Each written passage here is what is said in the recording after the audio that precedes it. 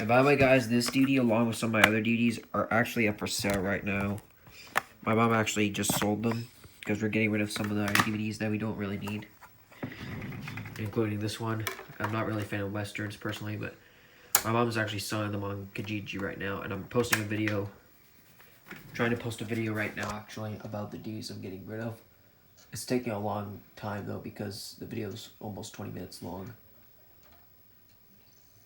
But I'll put the link to the site where the DVDs are for sale in the description of this video so you can take a look at it.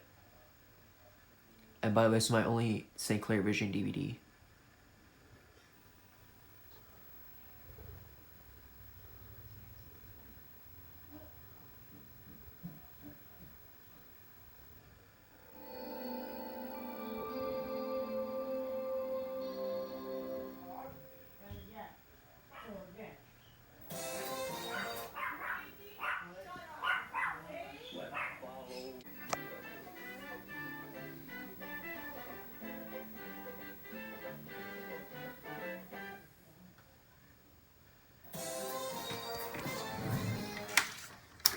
That's it for the Wackiest wagon train, the Wackiest wagon train in the West.